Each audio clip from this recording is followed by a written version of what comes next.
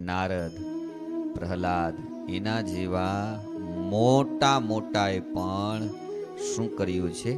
ભગવાન પાસે એવું જ માગ્યું છે. કેવું માગ્યું છે?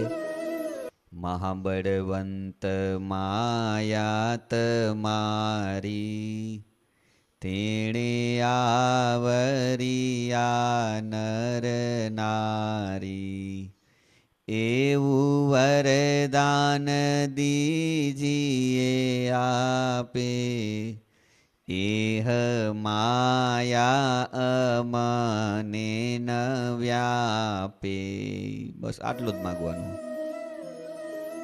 બીજું વરદાન માગવાની જરૂર નથી. પણ આપણે શું માગીએ? માયાને માગીએ. માયાપતિની પાસે જઈને માયાને માગીએ. એ આપણી મોટામાં મોટી શું થાય છે? ભૂલ થાય છે. હો, મોટા મોટાએ પણ એવું જ માગ્યું છે કે અહમ મમત્વરૂપ માયા જે છે એ માયા થકી અમારી રક્ષા કરજો, રક્ષા કરજો, અને તમારી અંદર પ્રીતિ થજો. અને આ માયાને જે તર્યા હોય એવા જે તમારા સંત, જેમણે તમારી અંદર પ્રીતિ હોય એવા જે સંત સાધુ પુરુષ, એની અંદર અમને હેત થાજો અને એમની સાથે અમને મમત્વ બંધાય એવી અમારી ઉપર કૃપા કરો. મમત્વ કોની સાથે બાંધવાનું?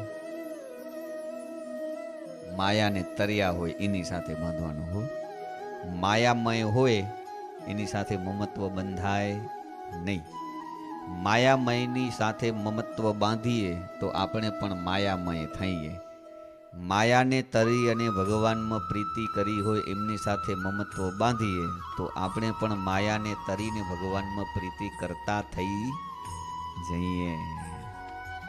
એટલે સહજાનંદ સ્વામી કહે છે કે આવડા મોટા મોટા પણ આમ જ કર્યું છે. હું પણ કરવાનું આ જ છે, મહારાજ કહે છે. અને આ જે વાત છે ને, એનું શ્રવણ કરવું, મનન કરવું ને નિધિધ્યાસ કરવો તો યાદ રહેશે, નહીં તો યાદ નહીં રહે. નહીં તો અહીંથી ઊભા થયા, ખીચામાં હાથ નાખ્યા અને પગમાં પગરખા નાખ્યા અને વાત ભૂલાઈ જશે. એટલે આનું શું કરવાનું? શ્રવણ કર્યા પછી મનન કરવું અને નિધિધ્યાસ કરવું. હવે માયાને તરવું હોય તો શું કરવું પડે? સાધન શું? માયાનું રૂપ શું?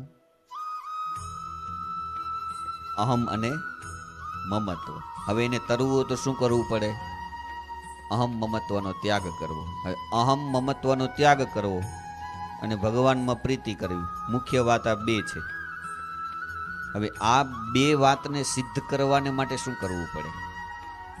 તો સૌથી પહેલા અહમનો ત્યાગ કરવાને માટે દેહને સમજવો પડે. જો દેહ, એની અંદર રહેલો જે આત્મા, એ આત્માને સમજવો પડે. આ દેહ કેવો છે? હે, ક્ષણભંગુર છે, નાશવંત છે, કાંઈ ખબર ન હોય. કાલે દુઃખદ સમાચાર મળ્યા માધાપરના હરિભગત, બધા સંતો જાણે છે, હરિભક્તો પણ જાણતા હશો. એકદમ બરોબર હતા. હો, ભગવાનના કીર્તનો કરતા. સમાચાર મળ્યા સવારે પણ મંદિરમાં ભગવાનના કીર્તનો કરતા હતા.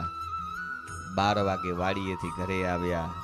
ઘરે આવીને ભગવાનનો પ્રસાદનો સ્વીકાર કર્યો અને 2 કે 2:30 વાગ્યા હશે એટલે ધીરે ધીરે ધીરે ધીરે સ્વિચ ઓફ થવા લાગી અને સ્વિચ ઓફ થઈ ગઈ.